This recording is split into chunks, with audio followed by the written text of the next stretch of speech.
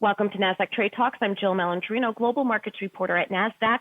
Joining us on the phone, we have Shahrawat. He is with Strategic Insights and Advisory with FinTech Investment Banking at Rosenblatt Securities. And we're going to take a look at how COVID-19 is impacting the FinTech space. Dee, thanks so much for making the time to join us. And before we get into the presentation here, this is pretty unprecedented what we're experiencing in the capital markets right now.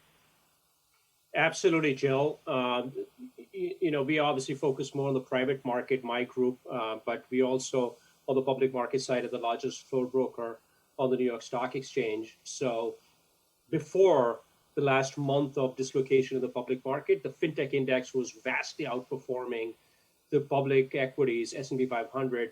But over the last month, those 27 FinTech companies have actually done a lot worse than the S&P 500. So we've sort of, on the FinTech Index side, have come back off the highs that we had in February and then done worse than the S&P 500.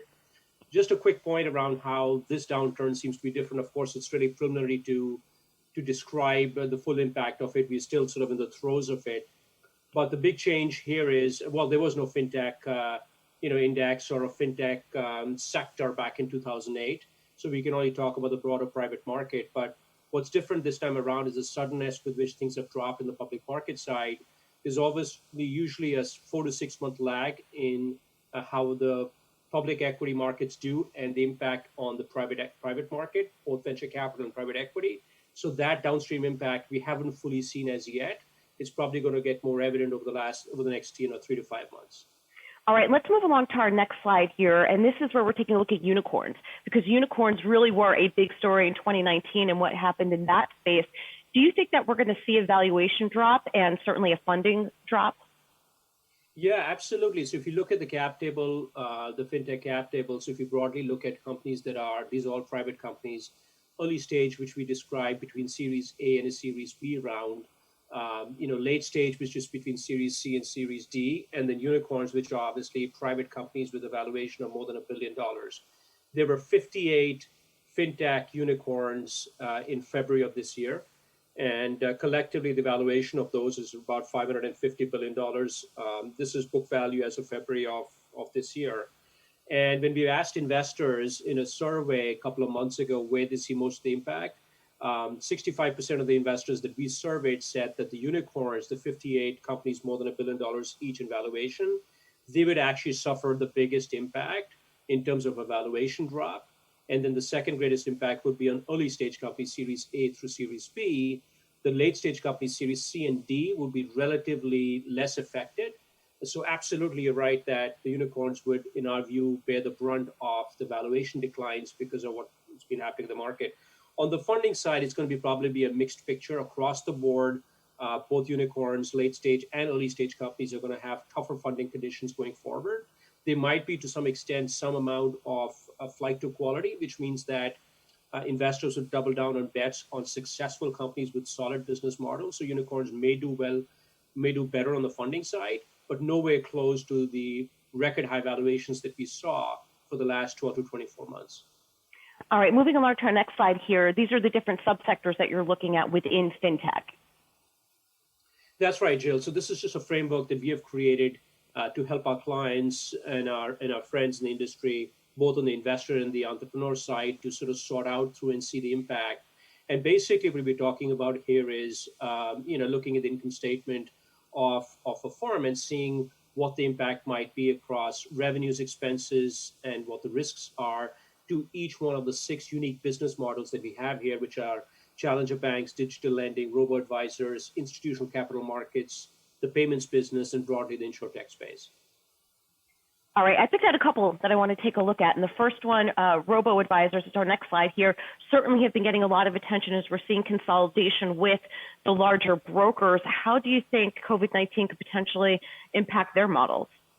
Yeah, so actually, unfortunately, the robo advisors and the digital lenders are probably the 2 sectors in FinTech that are going to really take it on the chin when it comes to the COVID-19 situation and the economic impact of that.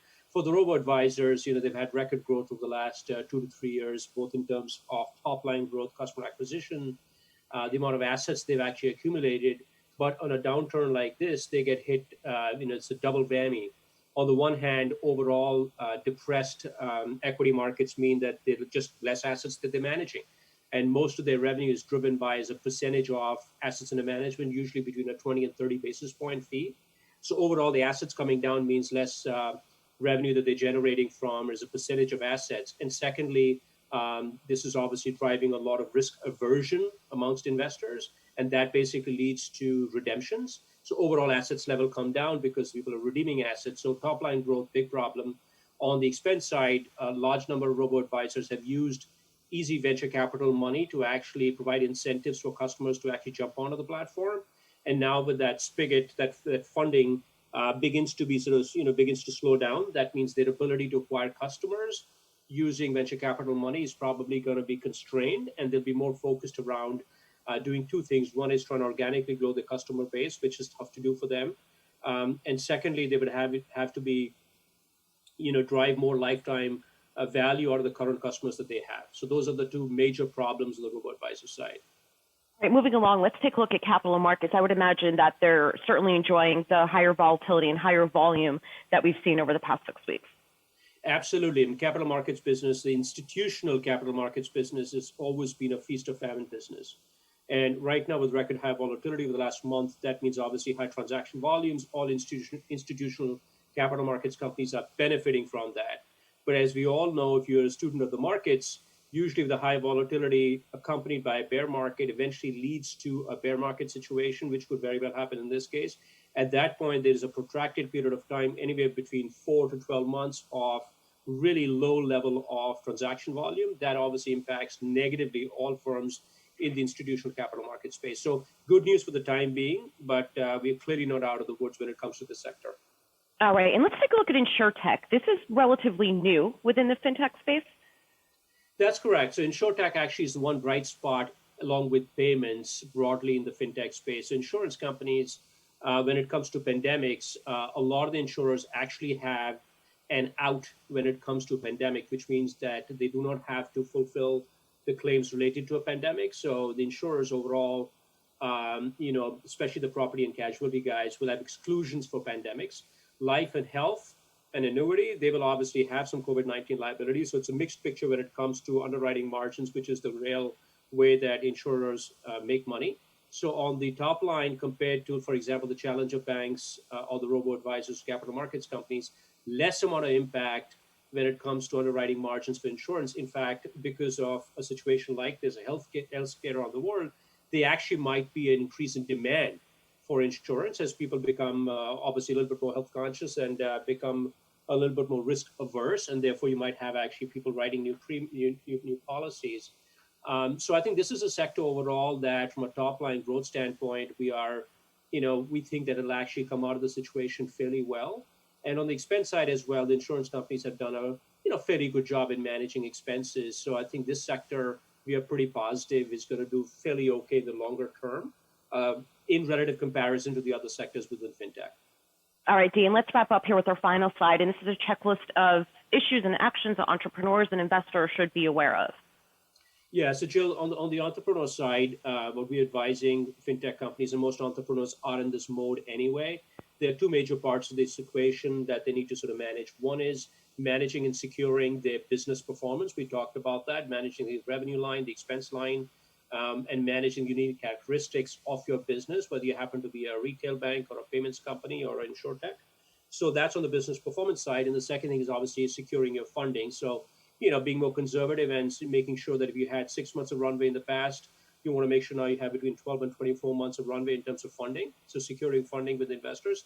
And most smart entrepreneurs are already well on the way in doing that over the last couple of weeks. On the fintech investor side, again, investors already to be talking to are stress testing their portfolios, making sure they're securing the business performance as much as they can for the portfolio companies, very much in a portfolio management mode rather than a net new funding mode. And then I think as the dust settles over the next 2 or 3 months, just thinking about where the exits are going to happen, we fully expect the IPO market to actually remain very, very tepid for the rest of this year. That has implications for what the exit options are for the large investors. And then the other thing that often does not get talked about much is a protracted downturn in the private market, there are all kinds of stresses and strains that show up between investors and their LPs. So better managing co-investors in fintech companies that an investor might have, and also managing the LP relationships you have. Those are two very important considerations from the investor side. All right, Dee, appreciate all the insight. Thanks so much for making the time to join us. Of course, Jill. Pleasure. Thank you for having us. All right, and thank you for joining me on Trade Talks. I'm Jill Malandrino, Global Markets Reporter at Nasdaq.